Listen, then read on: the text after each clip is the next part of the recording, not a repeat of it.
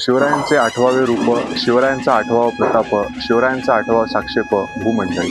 छत्रपती शिवाजी महाराज हे महान योद्धा तर होतेच, पण त्याच्यासोबत ते एक उत्तम शासकही होते. आणि आपल्या स्वराज्याची संकल्पना मांडताना रयतेमध्ये महाराजांनी शेतकऱ्याचाही विचार केला होता आणि शेतकऱ्यासाठी फार उत्तम प्रकारचे नियोजनही केले होते.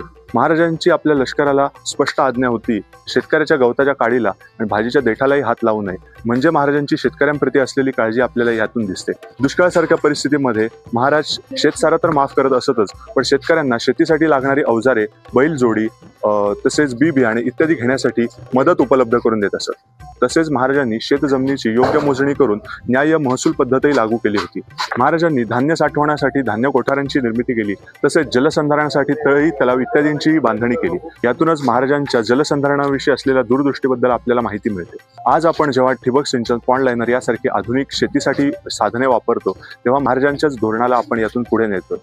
आजच्या युगामध्ये शेती व शेतकरी समृद्ध होणे, तसेच भारत सुजलाम सुफलाम करणे हीच महाराजांना खरी आदरांजली ठरेल. आजच्या शिवजयंतीच्या निमित्ताने अवाना परिवारातर्फे छत्रपती शिवाजी महाराजांना विनम्र अभिवादन व सर्व दर्शकांना छत्रपती शिवाजी महाराज जयंतीच्या हार्दिक शुभेच्छा.